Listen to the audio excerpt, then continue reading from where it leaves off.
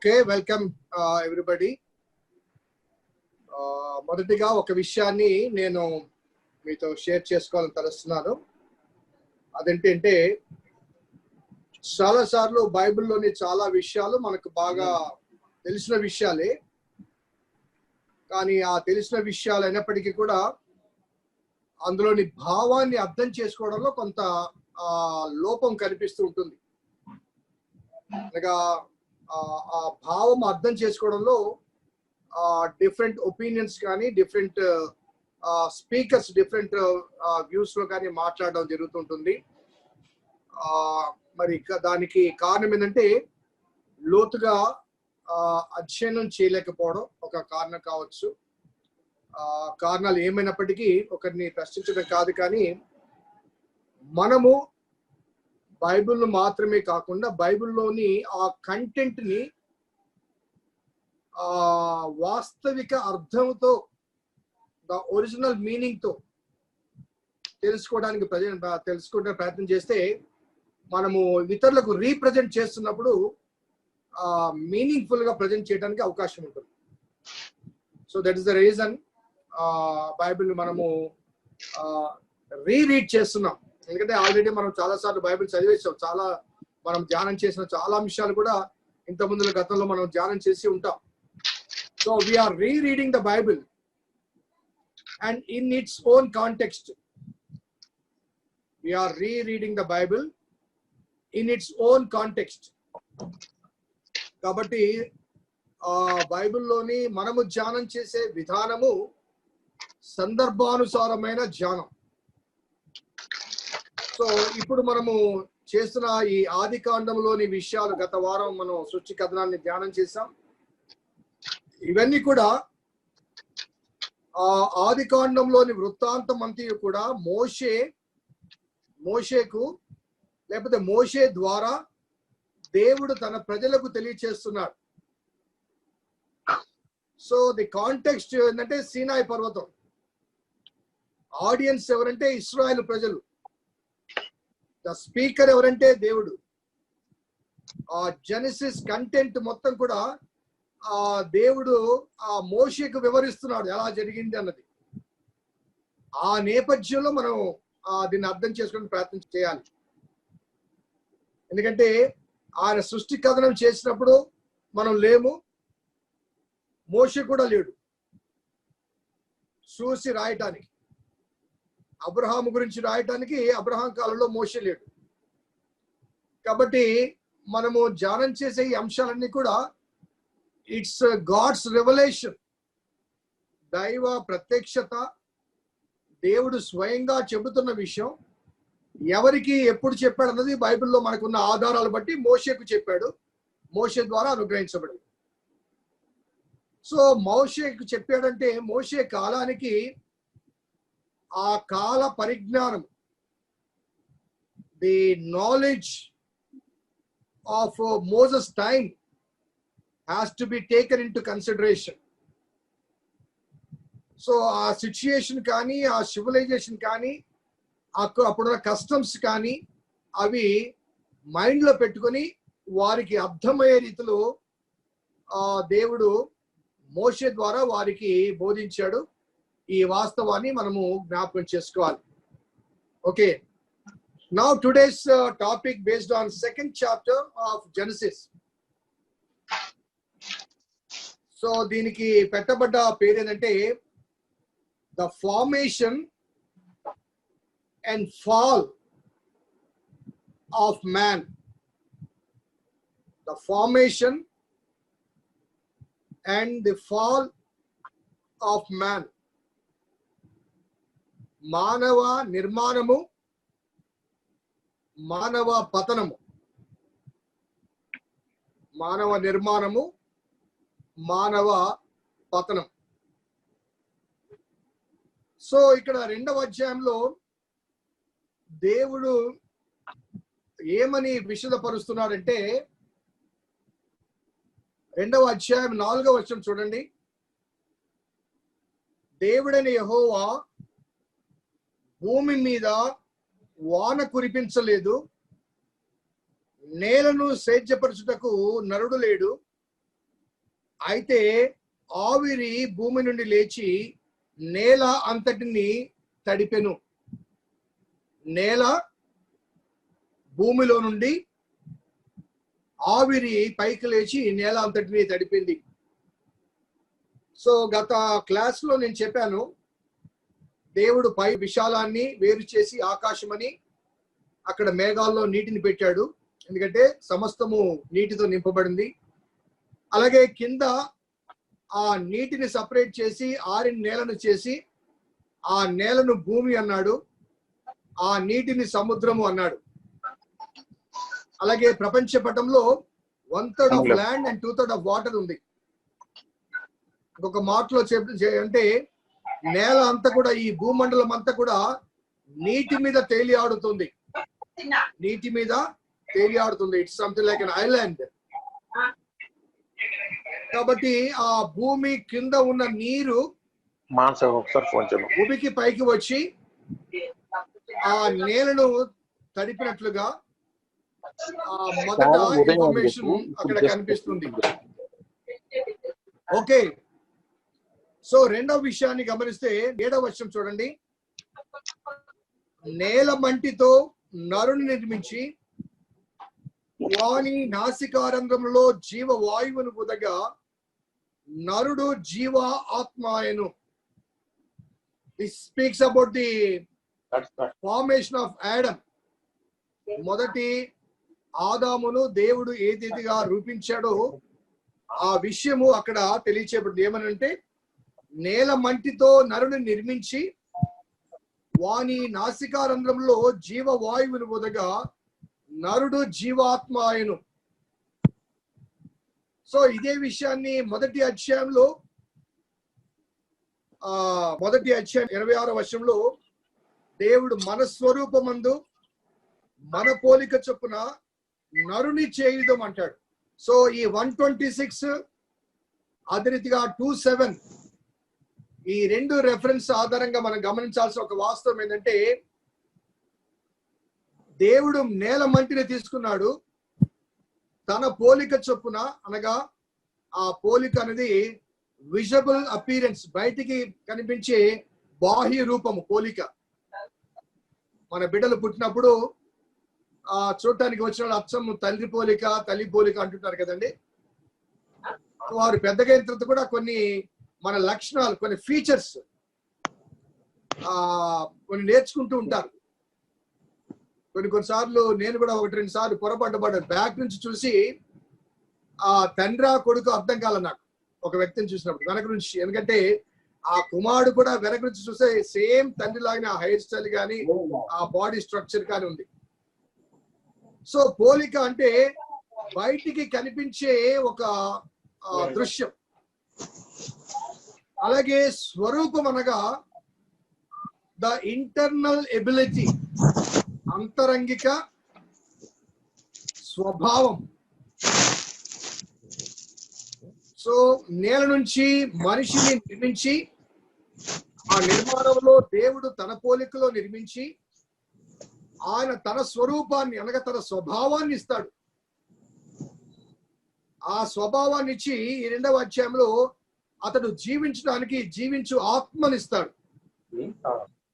Okay, so ఇక్కడ ఒక ప్రశ్న మనము వేసుకోవాలి. ఆ ప్రశ్న ఏంటంటే, దేవుని చేత నిర్మించబడి దేవుని పోలికలో ఉండి దేవుని స్వభావం కలిగిన వ్యక్తి ఏ రీతిగా పాపము చేశాడు? మనం ప్రశ్న వేసుకోవాలి. వేసుకుంటే తప్ప జవాబులు దొరకవు. వేసుకోకుండా అలాగే చదువుకుంటూ పోతుంటే అవన్నీ మనకు అనుమానం వచ్చినా రాకపోయినా అవన్నీ బైపాస్ అవుతూ ఉంటాయి. సో దేవుని పోలికలో దేవుని చేత రూపకల్పన చేయబడి దైవిక స్వభావాన్ని కలిగిన వ్యక్తి దేవునికి వ్యతిరేకంగా భిన్నమైన రీతిగా ప్రవర్తించే అవకాశం ఉందా? సో ఒకసారి మనము కీర్తన గ్రంథము 8వ కీర్తన 5వ వచనం చదువుదాం.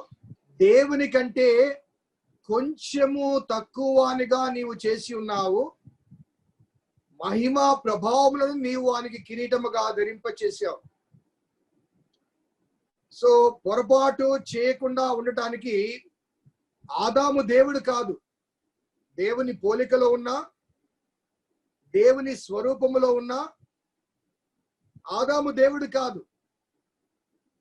మనకు అర్థం కావడానికి ఇంకొక విషయం చెప్తాను. నా బిడ్డలు ఉన్నారు, నా పోలికలో ఉంటారు వారు. అలాగే కొన్ని లక్షణాలు, నా స్వాభావిక లక్షణాలు కొన్ని వాళ్ళకి వస్తాయి. దట్ డజంట్ మీన్ వాళ్ళని చూడగానే ఈయన పేతురు అనం మనం కదా. కాబట్టి నేను ఎంత అనగా ఇన్ కేస్ నేను ఎంత పర్ఫెక్ట్ గా ఉన్నానో అదే పర్ఫెక్ట్నెస్ నా పోలికలు ఉన్నంత మాత్రాన, నా స్వభావం ఉన్నంత మాత్రాన నా కుమారుడికి రావు. ఎందుకంటే ఆ కుమారుడు నేను కాదు కాబట్టి. అర్థమవుతుందా? సో ఈ మన ప్రశ్నలు వేసుకుంటే జవాబులు వస్తేనే బైబిల్ పరిజ్ఞానం పెరుగుతుంది. We need to ask ourselves while reading the scriptures. So ఆదాము అవ్వలు పొరపాటు చేయటానికి గల కారణం ఏంటంటే దేవుని చేత రూపకల్పన చేయబడ్డప్పటికీ, దేవుని పోలికలు ఉన్నప్పటికీ, దేవుని స్వభావాన్ని కలిగి ఉన్నప్పటికీ వారు దేవుళ్ళు కాదు. దేవుని కంటే కొంచెము తక్కువ అనిగా చేసి ఉన్నాం. అది we should understand about Adam. Okay, అనగా ఒక్కొక్క అంశాన్ని ఈ సెకండ్ చాప్టర్ లోని ఒక్కొక్క అంశాన్ని నేను మీకు జ్ఞాపకం చేస్తాను. రెండవది 8వ వచనం చూడండి. దేవుడైన యెహోవా తూర్పున ఏదెనులో ఒక తోట వేసి తాను నిర్మించిన నరుని దానిలో ఉంచెను. దేవుడైన యెహోవా తూర్పున ఏదెనులో ఒక తోట వేసి. సో ఎక్కడ వేశాడు తోట?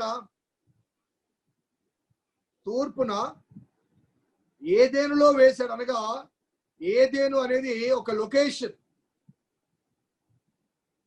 ఆ ఏదెనులో దేవుడు స్వయంగా తోటను వేశాడు. సో తూర్పున అనే ఈ పదం ఎందుకు వాడబడిందంటే ఈ కనాను దేశానికి, నేను గతంలో మ్యాప్ చూపించాను, మీ దగ్గర మ్యాప్ కూడా ఉన్న తర్వాత మీరు చూడండి. నేను ఇక్కడ చూపించడం నాకు కొద్దిగా ఇబ్బందిగా ఉంది. సో కనాను ఇక్కడ ఉంది, మొసొపొతేమియా ప్రాంతం ఇక్కడ ఉంది. ఇక్కడ నుంచి అబ్రహాము తండ్రి పైకి హారాన్ని వెళ్ళి అక్కడి నుంచి ఇక్కడికి వస్తాడు. ఈ కనానుకి తూర్పున మొసొపొతేమియా ఉంది. ఈ మొసొపొతేమియా మీరు మ్యాప్ తర్వాత చూడండి. అక్కడి నుంచి గీహోను నది, అదేవిధంగా యూఫ్రటీస్ నది, ఆ ఏదెన్లోంచి బయటికి వచ్చిన ప్రవహించిన ఆ 2 నదుల గురించి, అక్కడ హవీలా ఉందని, అక్కడ బంగారం ఉందని ఆ ఏదోను ఆ డిస్క్రిప్షన్ తెలియబడింది. అవి ఆ మ్యాప్ లో మనకు కనబడతాయి. అనగా 4 నదుల్లో 2 నదులు అక్కడ కనబడతాయి. So that was the physical location. దీని గురించి కొంతమంది పండితుల అభిప్రాయం ఏంటంటే ఏదేను యాక్చువల్ లొకేషన్ కాదు, ఒక డివైన్ ఎన్విరాన్మెంట్. ఎందుకంటే దేవుడు సంచరిస్తూ వచ్చాడు, మాట్లాడుతూ వచ్చాడు కాబట్టి ఇట్స్ డివైన్ ఎన్విరాన్మెంట్. ఆ తర్వాత కాలంలో అనగా ఈ ఫ్లడ్స్ లో ఏదేను అనేది కనబడకుండా పోయింది. అలాగే ఆ 4 నదుల్లో 2 నదులు కనిపించవు. ఇప్పుడు మ్యాప్ లో కనిపించవు. సో ఓన్లీ గీహోను నది, యూఫ్రటీస్ నది మాత్రమే కనబడుతుంది అని ఒక భావన. వాట్ ఎవర్ అనగా ఏ భావన అయినప్పటికీ కూడా మనం గమనించాల్సిందంటే garden which was located in Eden, garden of Eden కాదు. అక్కడ తూర్పున ఏదెనులో దేవుడు ఒక తోట వేశాడు. Eden was a location. ఆ ఏదెనులో తోట వేశాడు. ఆ తోట దేవుడు స్వయంగా నాటిన తోట. అనగా మానవుడు నాటింది కాదు, దానికి అదే మొలిపించబడింది కాదు. సో ఇప్పుడు గమనిద్దాం.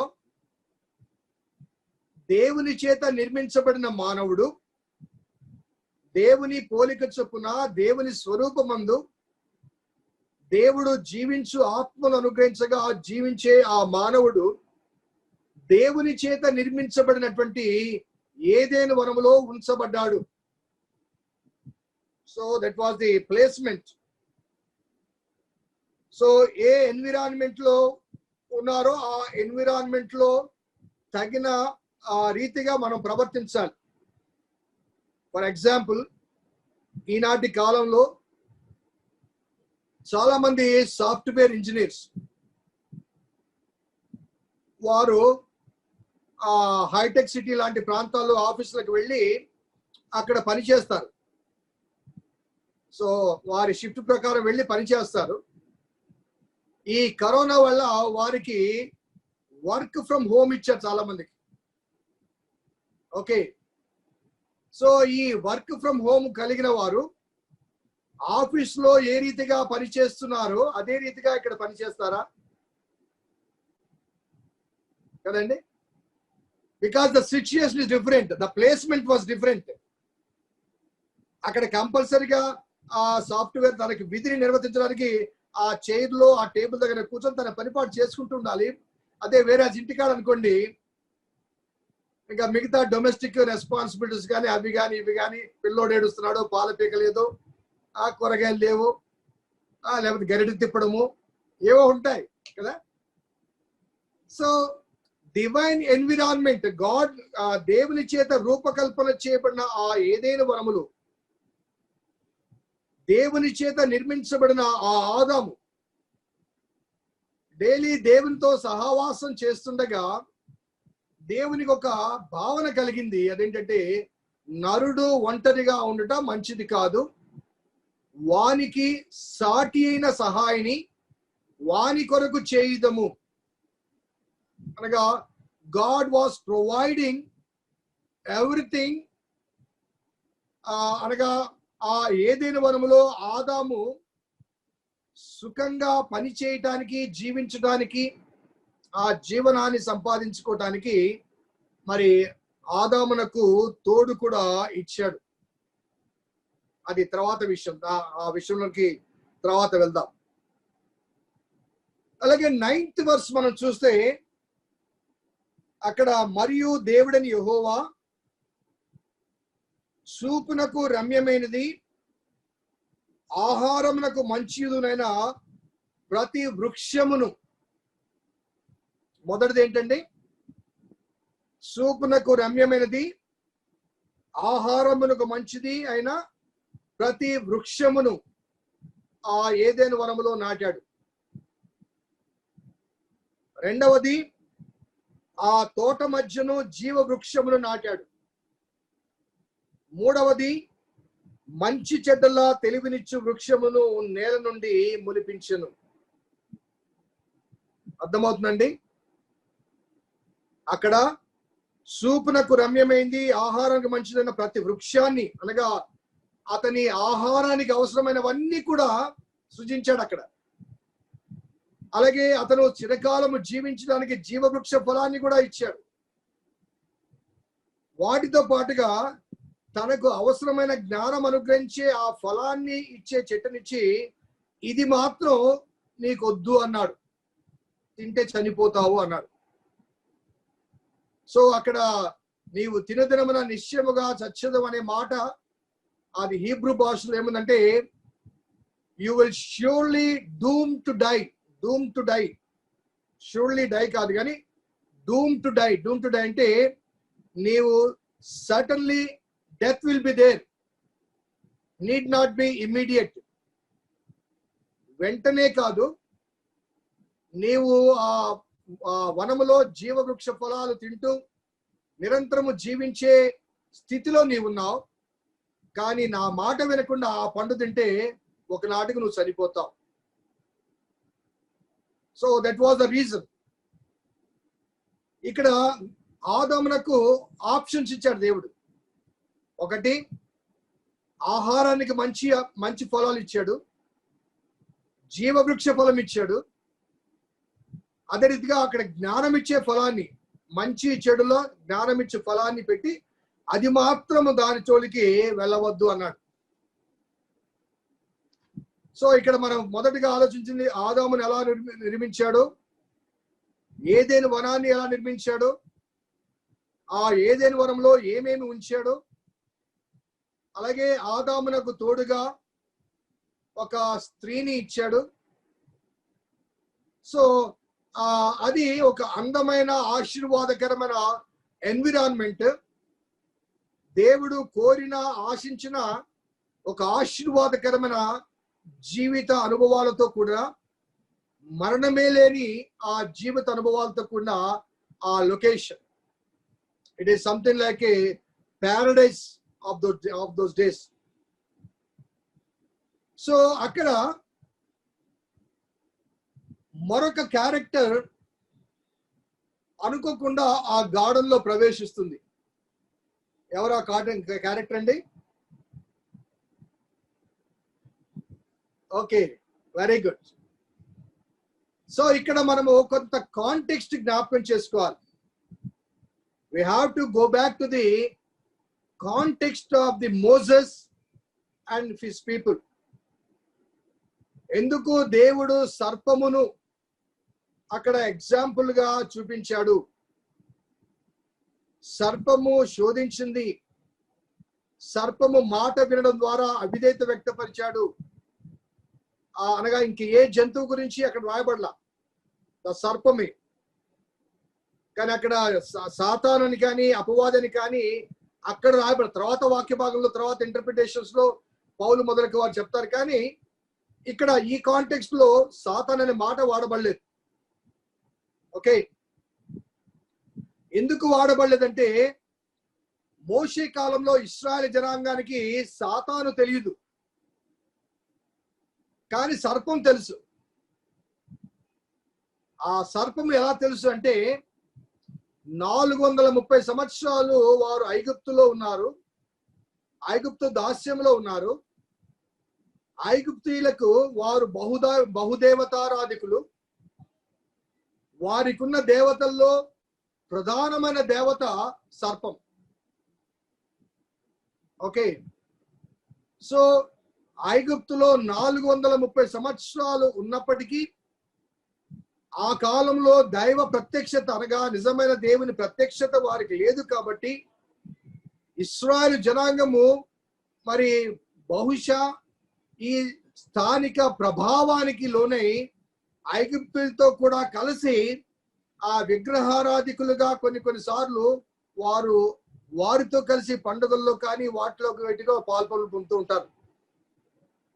మనలో చాలా మంది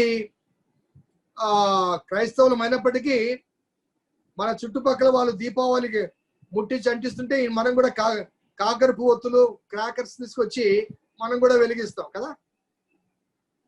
చాలా మంది చేస్తారు. అనగా the environment in which we are living, the influence in which we are living, naturally we are tend to follow them.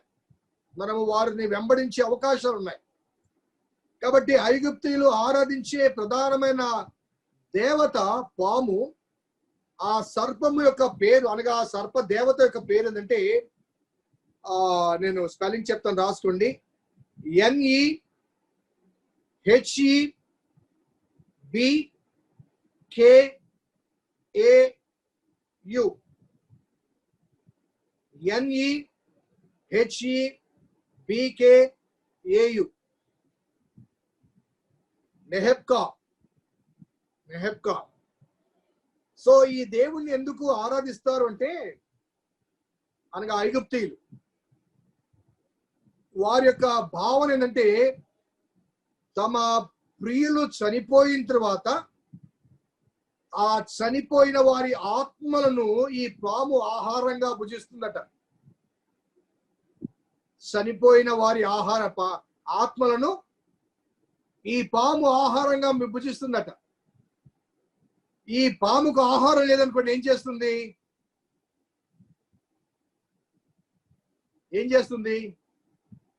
ఎవరో ఒకరిని చంపుతుంది కదా. చనిపోయిన వారి ఆత్మల ఆహారంగా భుజిస్తుంది కాబట్టి దానికి ఆహారం లేకపోతే ఎవరో ఒకరిని చంపుతుంది. కాబట్టి ఆ పామును ఆరాధిస్తారు. మన కాంటెక్స్ట్ లో కూడా చాలా సార్లు హానికరమైన వాటిని పూజించే తత్వం మనది.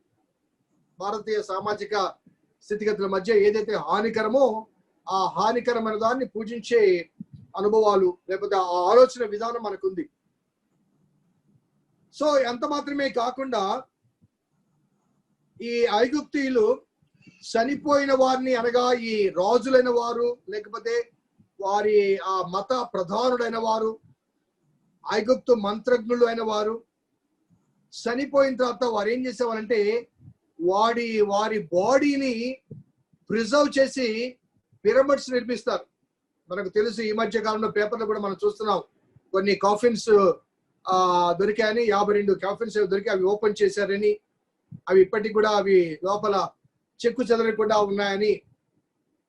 సో ఈ పిరమిడ్ లోపల ఈ బాడీ ఉంచిన బాక్స్ పెడతారు. ఆ లోపల కొన్ని ఒకవేళ ఆ బాడీలోకి ఆత్మ వచ్చి బ్రతికితే తినటానికి ఆహారపు గింజలు పెడతారు, తేనె పెడతారు, అలాగే కొన్ని పాముల్ని కూడా పిరమిడ్ లోపల పెడతారు. ఒకవేళ ఆ సర్పానికి జాలి కలిగి అది మింగిన ఆత్మను తిరిగి ఆ ప్రాణికి ఇస్తుందేమన్న భావన ఉందే మనకు తెలియదు. That may be one of the reasons, what ever it may be, ఆ పాముకు అంత ప్రాధాన్యత అక్కడ ఉంది. అలాగే వారి యొక్క మరొక దేవుడు ఉన్నాడు. ఆ దేవుడి పేరు ఆర్ఈ. ఆ ఆర్ఈ అంటే సూర్యుడు. ఆర్ఈ అంటే సూర్యుడు. వీరి యొక్క ట్రెడిషన్స్ లో అప్పుడప్పుడు ఆ సర్పము సూర్యుడిని మింగివేస్తుంది, సూర్యుడిని మింగివేసే శక్తి సర్పానికి ఉంది అని వారు భావిస్తారు. ఇండియన్ కాంటెక్స్ట్ లో కూడా సూర్యగ్రహణాన్ని ఏమంటారండి? సూర్యగ్రహణాన్ని ఏమంటారు? సూర్యుడిని పాము మింగింది అంటారు కదా. ఇండియన్ కాంటెక్స్ట్ లో కూడా కొంతమందికి ఆ ఆలోచన ఉంది. So that was the background. ఎందుకంటే ఈ క్రియేషన్ స్టోరీలో దేవుడు ఈ పాము గురించి స్పష్టంగా వారికి ఆ పాము మాట విన్నారు, వారు దానివల్ల అవిధేయులైనని చెప్పడానికి మోషే ఇశ్రాయేలు ప్రజల యొక్క నేపథ్యాన్ని నేను ఎక్కువగా అర్థం కావడానికి చెప్తాను. ఎందుకు పాము అని మీకు ఇంకా కొద్దిగా అర్థం కావాలంటే, మోషే అహరోనులు ఐగుప్తులో ఫరో ఇంటికి వచ్చి మా దేవుని ఆరాధించడానికి మేము అరణ్యంలోకి వెళ్ళాలి, మా ప్రజలను పోనిమ్మని మా దేవుడు చెప్పారంటే, మీ దేవుడు ఎవరు, మీ దేవుని గొప్పతనం ఏంటి అని అడిగితే నిర్గమకాండం 7వ అధ్యాయం 8 నుంచి 13 వరకు, నిర్గమకాండం 7:8 నుంచి 13 వరకు. అప్పుడు దేవుని యొక్క గొప్పతనాన్ని చూపించడానికి మోషే కర్రను కింద పడేస్తే అది పాముగా మారుతుంది. స్టోరీ తెలిసిన స్టోరీ మనకి. వెంటనే ఐగుప్తు మంత్రజ్ఞులు ఏం చేస్తారంటే వారు కూడా తమ కర్రలు పారవేస్తారు, ఆ కర్రలు కూడా పాములు అవుతాయి.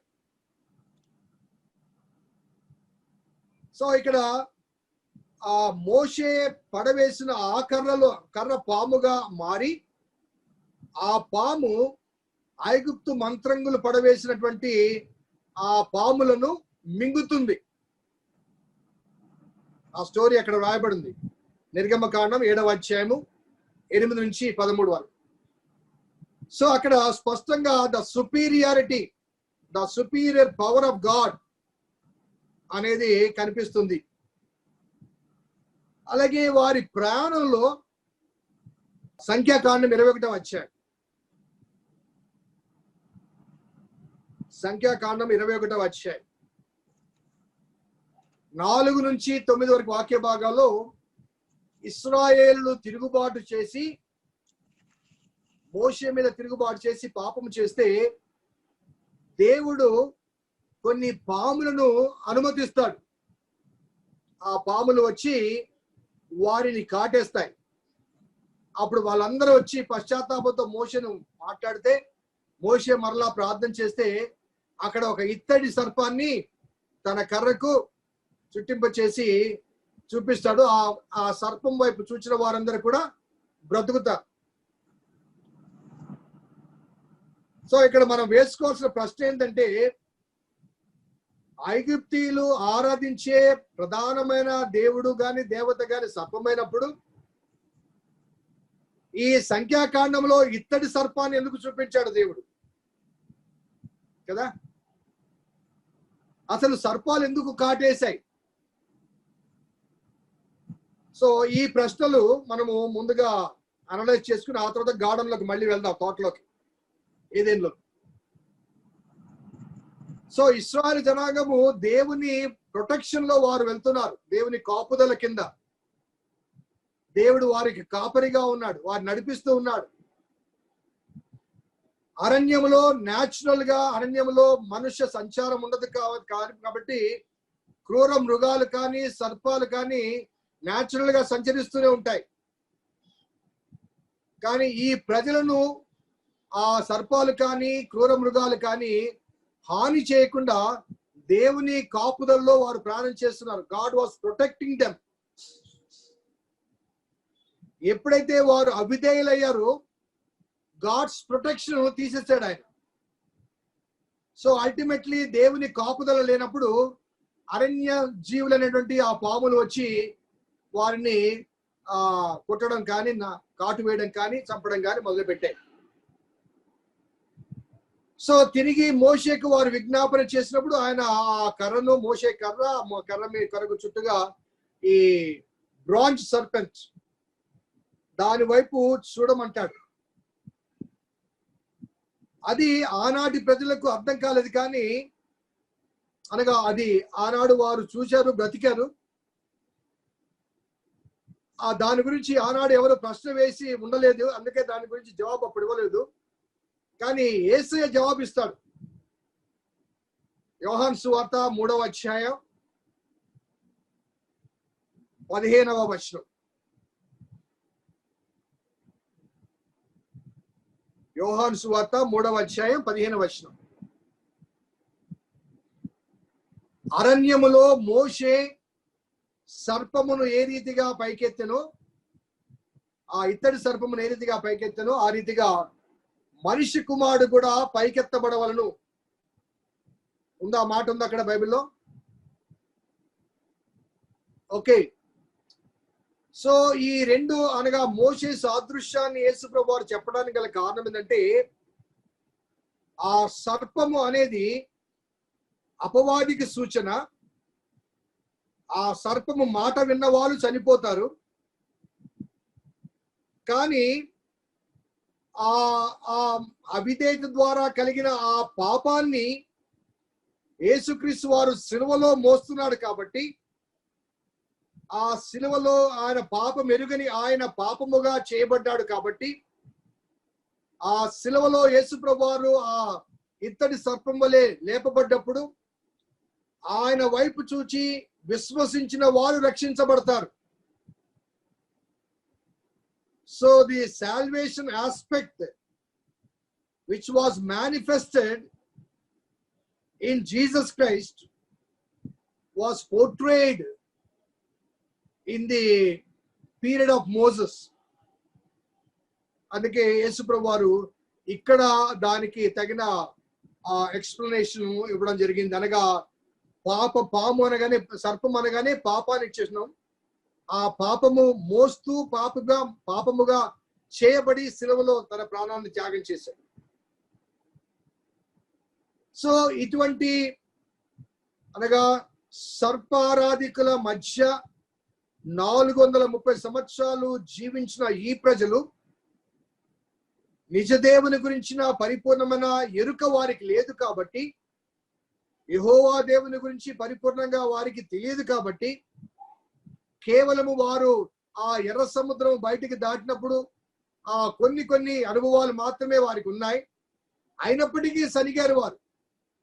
మాకు అరణ్యంలో ఐగుప్తులో సమాధులు లేవా, ఇక్కడికి తీసుకుని వచ్చాం, మాకు ఆహారం లేదు, మాంసాహారం లేదు. ఎందుకు సనిగారంటే వారికి దేవుని పట్ల పరిపూర్ణమైన అవగాహన లేదు. 430 సంవత్సరాలు దేవుని ఎరుగని జీవిత అనుభవాల మధ్య, విగ్రహారాధికుల మధ్య వారు ఉన్నారు. 430 years, ఎన్ని జనరేషన్.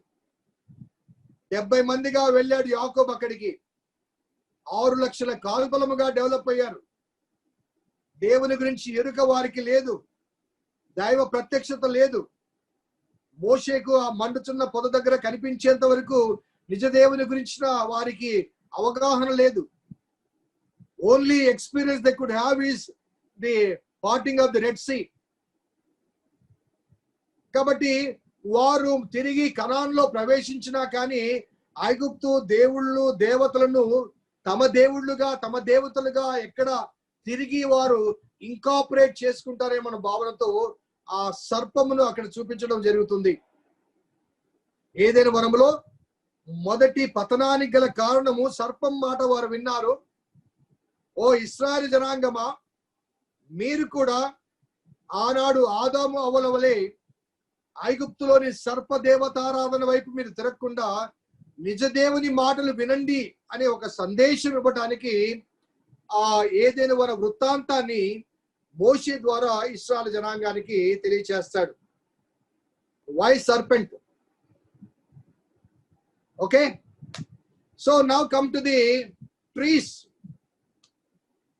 అక్కడ ప్లాంట్ చేయబడ్డ ఆ 3 వృక్షాల గురించి మనము జ్ఞాపకం చేసుకుందాం.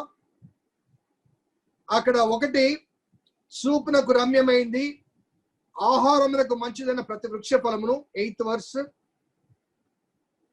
అదే రీతిగా ఆ తోట మధ్య జీవవృక్ష ఫలమును, అదే రీతిగా మంచి చెడ్డల తెలివినిచ్చు వృక్షమును నేల నుంచి మొలిపించెను.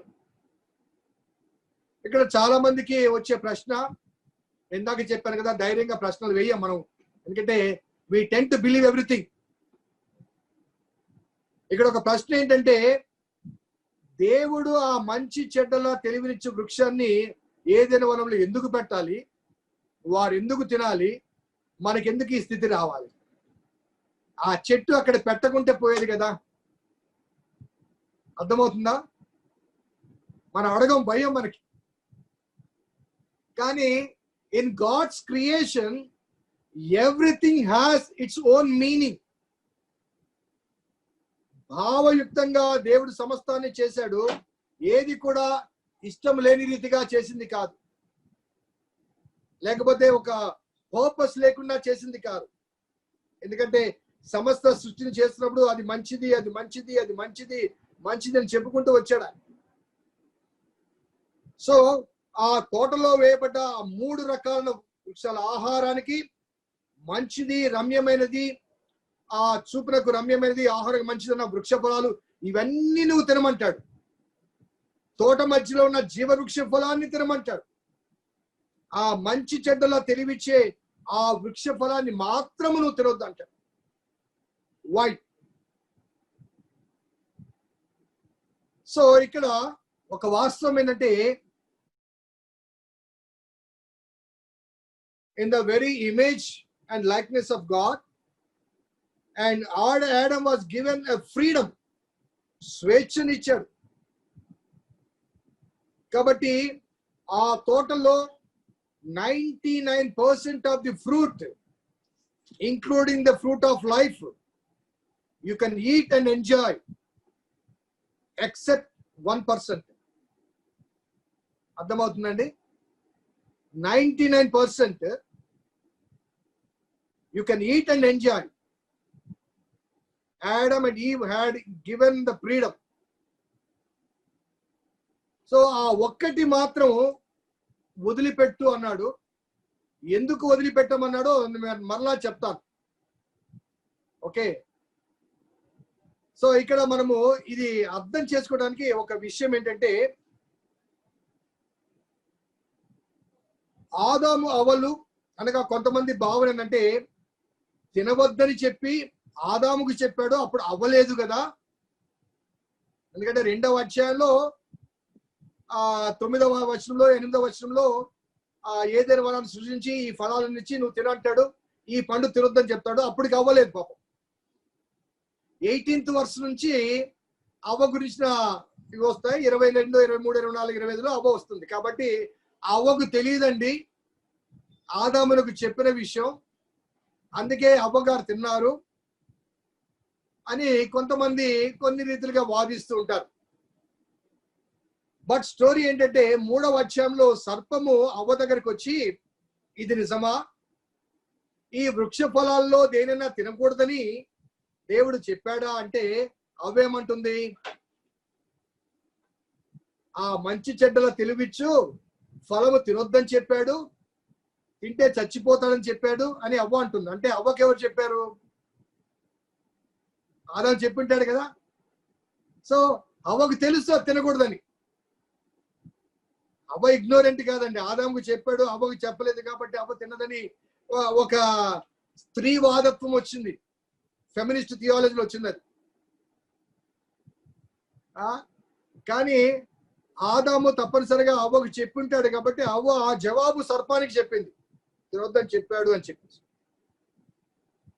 సో ఇక్కడ ఈ 3 చెట్లలో ఈ మంచి చెడ్డల తెలివినిచ్చు వృక్షం. So that was not bad tree. మనం జ్ఞాపకం చేసుకోవాలి, చెడ్డది కాదు. దేవుడు సృజించేది కూడా చెడ్డది కాదు. సో ఆ చెట్టు అది చెడ్డ చెట్టు కాదు, మంచి చెడులను డిస్టింగ్యూష్ చేసే విజ్డమ్ ఇచ్చే చెట్టు.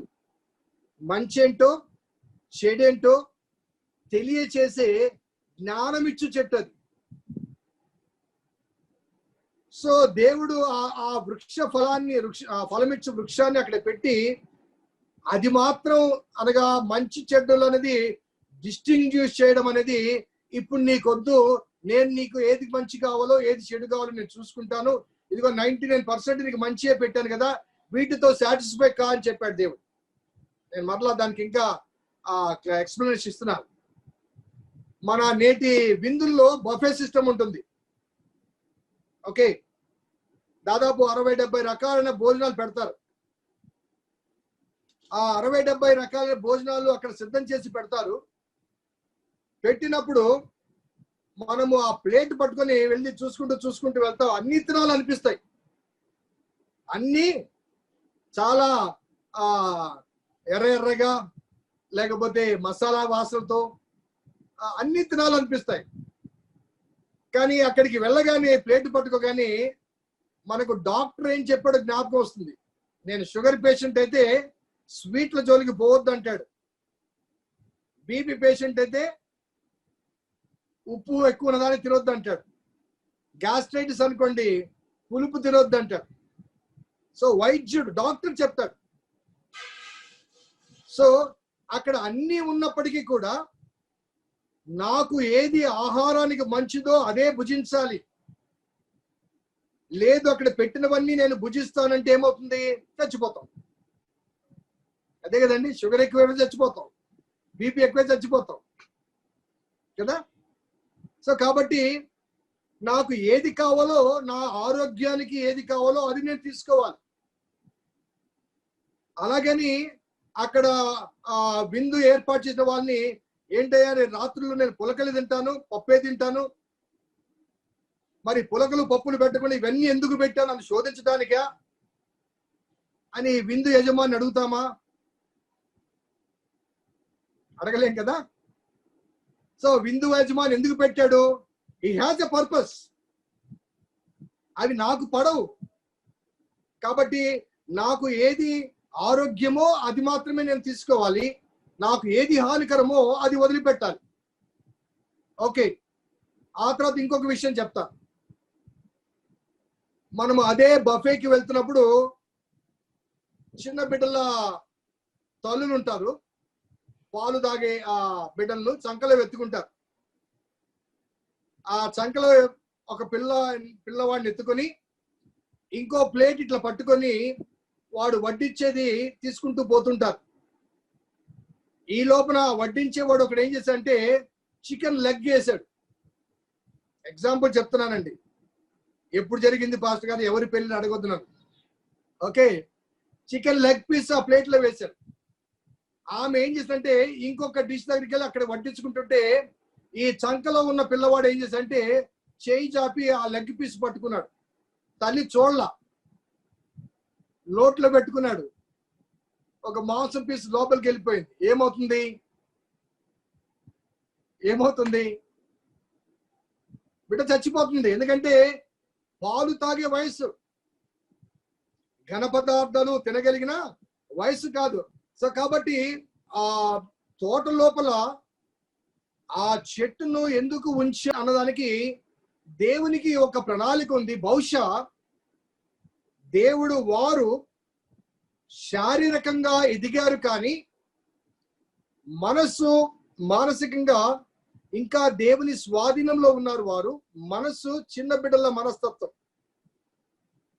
కాబట్టి చిన్న బిడ్డవాడు ఇది తినవచ్చా ఇది తినకూడదా అని మంచి చెడ్డల గురించి ఆలోచించే ఆ మైండ్ ఎదగలేదు, మైండ్ మెచ్యూరిటీ కాలేదు. దేహాలు పెరిగాయి, పెద్దవారు అయ్యారు. ఇప్పుడు ఫర్ ఎగ్జాంపుల్ ఇంకొక విషయం కూడా చెప్తాను. చిన్నపిల్లలు ఉన్నారు, 5, 6 సంవత్సరాలు, కొంతమంది 7 సంవత్సరాలు వచ్చిన తర్వాత కూడా వారు టాయిలెట్కి వెళ్తే వారు శుభ్రం చేసుకోలేరు కాబట్టి తల్లిని పిలుస్తారు. ఆ తల్లి వచ్చి ఏం చేస్తుంది? బట్టలు ఇప్పేసి శుభ్రం చేస్తుంది, స్నానం చేస్తుంది. సో అది వాడికి సిగ్గు వేయదు, అలాగే ఆ తల్లి కూడా ఇబ్బంది పడదు. కొన్నిసార్లు మనము పిల్లల్ని ఇంట్లో తిరుగుతుంటారు, ఆడపిల్లలు కానీ మగపిల్లలు కానీ, ఒక 3-4 సంవత్సరాల వయసు వరకు బట్టలు లేకుండా తిరుగుతుంటారు. But we don't find odd కదా, వీ డోంట్ ఫైండ్ ఆడ్. అదే వయసుకు వచ్చిన వాళ్ళు ఆ రీతిగా నేకడ్గా తిరిగితే ఎలా ఉంటుంది? వాళ్ళకు సిగ్గేస్తుంది, ఓకే, చూసేవారికి కూడా చాలా ఇబ్బందిగా ఉంది. సో ఈ ఎగ్జాంపుల్స్ నేను ఎందుకు చెప్తున్నానంటే, ఆదాము అవ్వలు 2వ అధ్యాయము చివరి వాక్య భాగములో వారిని దేవుడు సృజించినప్పుడు, ఆదాము దగ్గరికి అవ్వను తీసుకొని వచ్చినప్పుడు, ఆ 2వ అధ్యాయం 24వ వచనం చూడండి. కాబట్టి పురుషుడు తన తండ్రిని తన తల్లిని విడిచి తన భార్యను హత్తుకొనును, వారు ఏక శరీరమై ఉందురు. ఉందురు అంటే అర్థం ఏంటి? ఉందురు అంటే ఏంటి? ఫ్యూచర్ టెన్స్ కదా. తన భార్యను హత్తుకొనును, వారు ఏక శరీరమై ఉందురు. It is something like a future tense. ఉందురు, ఉంటారు కాదు, ఉన్నారు అని కాదు, ఉందురు. So this phrase clearly speaks they are not matured enough to have a physical relationship. ఇంకో మాటలో చెప్పాలంటే, అంటే ఒక భావన నేను చెప్తున్నా. అలాగే వారు గురించి మాట్లాడే మాట ఏంటంటే, అప్పుడు ఆదామును అతని భార్యయు వారు దిగంబరులుగా ఉండిరి, వారు సిగ్గు ఎరుగక ఉండిరి. They were naked but they were never shame. అర్థమవుతుందండి? వారికి ఇద్దరు కూడా, ఆదాము తన భార్యను చేర్చుకున్నాడు, అంటే అనగా వయసు పెరిగింది, కానీ వారు దిగంబరులుగా ఉన్న, వారు దిగంబరులమన్న విషయం వారికి తెలియదు, ఆ నాలెడ్జ్ వారికి లేదు. వారు దిగంబరులమన్న నాలెడ్జ్ వారికి లేదు. కాబట్టి దిగంబరులుగా ఉన్నప్పటికీ వారికి సిగ్గుపడలేదు. మన చిన్న బిడ్డలు ఏ రీతిగా దిగంబరులుగా ఉన్న ఆ సిగ్గు అనే భావన వారికి ఎలా రాదో, అదే రీతిగా వారు కూడా, వారు దిగంబరులుగా ఉన్నారు కానీ వారు సిగ్గు ఎరుగక ఉండిరి. So next what happened? 3వ అధ్యాయం 6 నుంచి చదువుతాను. ఆ స్త్రీ ఆ వృక్షము ఆహారమునకు మంచిదియు కన్నులకు అందమైనదియు వివేకమిచ్చు రమ్యమై ఉండుట చూచినప్పుడు ఆమె దాని ఫలములో కొన్ని తీసుకుని తిని తనతో పాటు తన భర్తకును ఇచ్చెను, అతడు కూడా తినెను. సో ఆ స్త్రీ ఆ ఫలం వైపు చూచినప్పుడు ఏమనిపించింది? ఆహారానికి మంచిది అని చెప్పింది. సో దేవుడు ఆల్రెడీ 99% ఆఫ్ ద ఫ్రూట్ ఆహారానికి మంచి వాటిని ఇచ్చాడు ఆయన. 99% ఆఫ్ ఫ్రూట్, ఆ ఏదెన్లో ఉన్న ఫ్రూట్ అంతా కూడా నీ ఆహారానికి అన్నాడు. కానీ ఈ సర్పము ఈ ఫలాన్ని చూపించగానే ఇది ఇంకా బాగుంటుంది అనుకుంది, ఇంకా బాగుంటుంది అనుకుంది. తాను తినడమే కాకుండా తన భర్తకు కూడా ఇచ్చింది. అప్పుడు ఏం జరిగింది? 7వ వచనం చూడండి.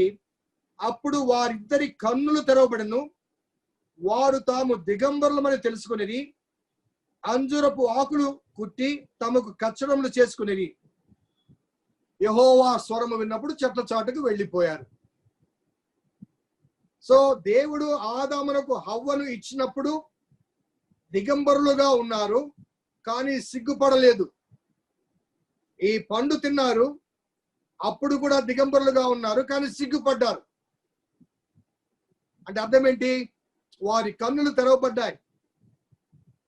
అనగా they have equipped the complete humanness. పరిపూర్ణమైన మానవ స్థితిలోనికి వారు వెళ్ళిపోయారు. కాబట్టి ఆ ఫలము తినొద్దయ్యా, ఆ ఫలము తింటే నీ కన్నులు తెరవబడతాయి, మంచి చెడులు తెలుసుకునే జ్ఞానం వస్తుంది.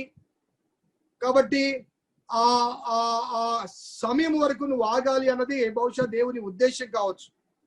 ఎందుకంటే ఆ ఫలము కూడా దేవుడు తన కోసం సృష్టించింది కాదు. ఏదైనా వనంలో ఆ చెట్టు, ఏదైనా వనంలో ఆ చెట్టు ఎందుకు ఉంచాడంటే దేవుడు తన కోసం కాదు, డెఫినెట్లీ సృష్టి యావత్తు మానవుని కొరకే. కాబట్టి రాబోయే కాలంలో దేవుడు తన సమయంలో, తన అనుకూల సమయంలో ఆ ఫలాన్ని ఆదామునకు తినమని చెప్పి ఉండేవాడు. దానికి ఎలా చెప్పగలరు పాస్టర్ గారు అంటే, ఒకసారి రాజుల మొదటి గ్రంథం 3వ అధ్యాయం 9వ వచనం. ఇంత గొప్పదైన నీ జనమును న్యాయము తీర్చగలవాడెవడు?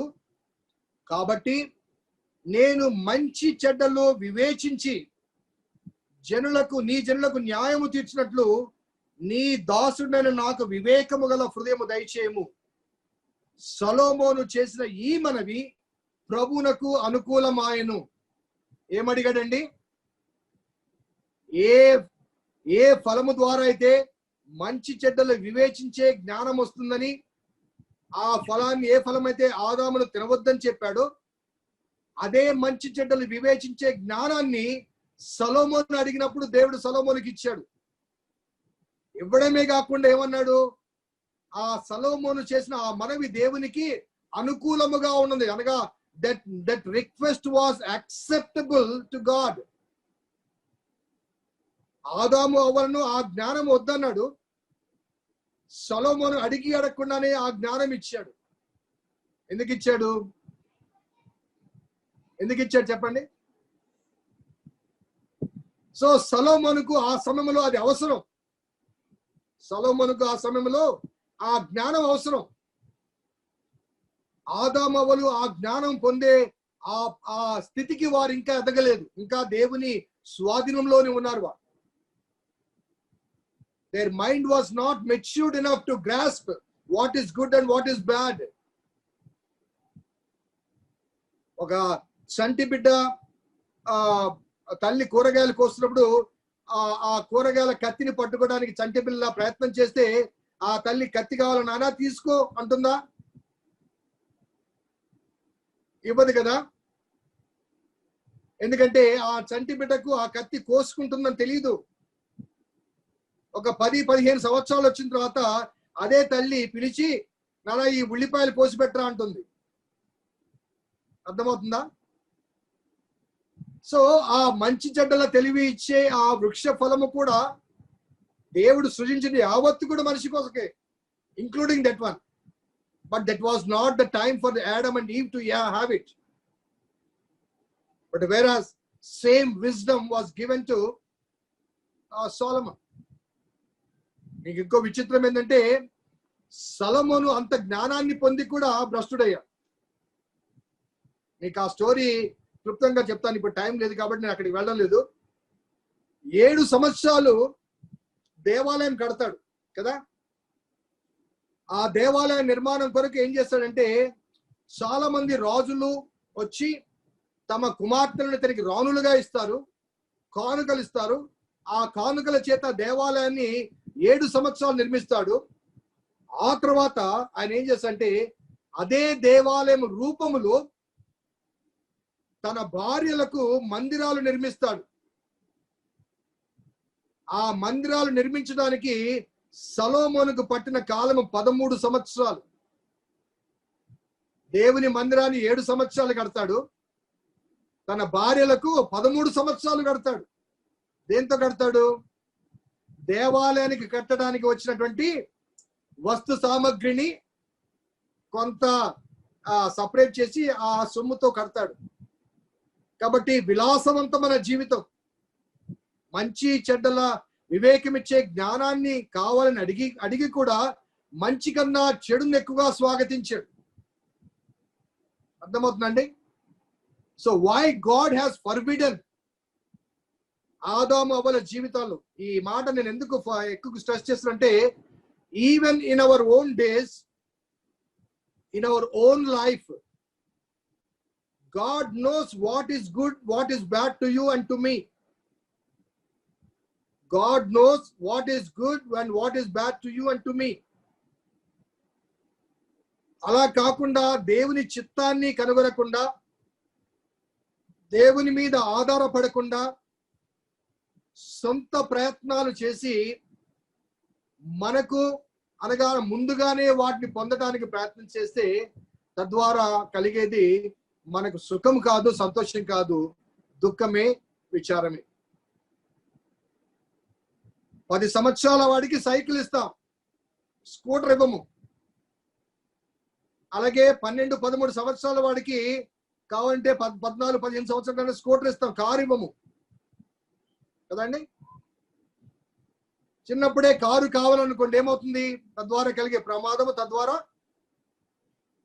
యాక్సిడెంట్స్.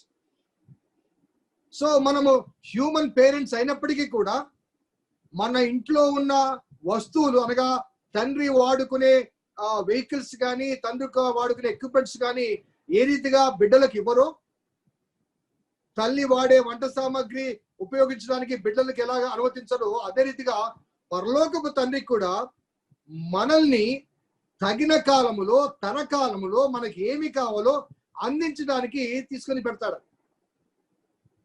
నా గ్యారేజ్ లో కారు ఉంది, ఇట్ ఈస్ మై ఓన్.